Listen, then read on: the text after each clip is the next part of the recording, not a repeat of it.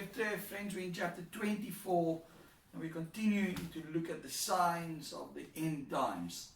Jesus has started to reveal the things that have to happen before he returns, and he explains that all these signs are just the birth pains. The sign that reveals the great tribulation is about to start is when the Antichrist enters the temple. Jesus then warns the people that are living during this time to run to the mountains, to not try to go back into the house, but to run. Some scholars want us to believe that these things are not to be taken up literal.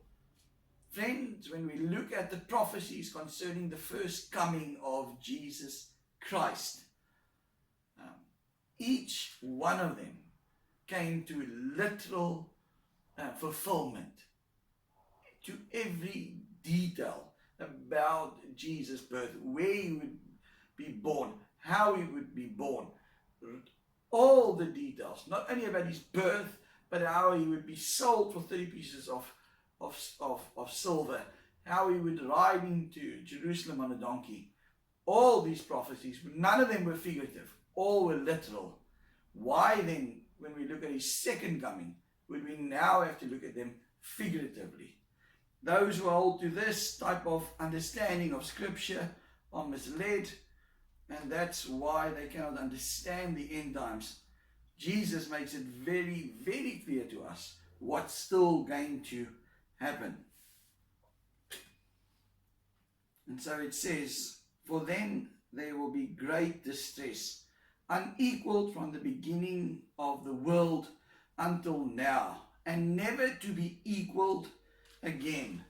Daniel 12:1 says, "There will be a time of distress such as not has happened from the beginning of nations until then." Now some people want to believe that this is speaking about when the temple and the city was destroyed by the Romans in 70 AD. Friends, it was a terrible time in those days, and 1 million Jews died. Yet, that doesn't compare to what happened in World War I, World War II, the Holocaust, where 6 million Jews died. The distress that Jesus speaks about is the things that happened during the 3.5 years of the Great Tribulation. He makes it very clear to us here that more people will die during this time than has ever died. Hundreds of millions of people, billions will die during this period. And he says, that's why it says, unequaled. Never ever has the world experienced it, and never again will the world experience it. We live in a time where many countries have nuclear power. Russia, India, England, Pakistan, China, North Korea, and I could go on. The world has enough firepower to destroy this world completely.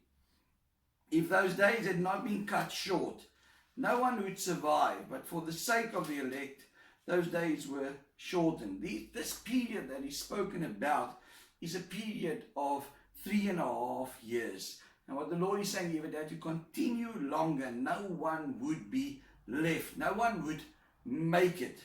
But for the sake of the elect, those who will come to know Christ during this time, he says, this period will not go further than that.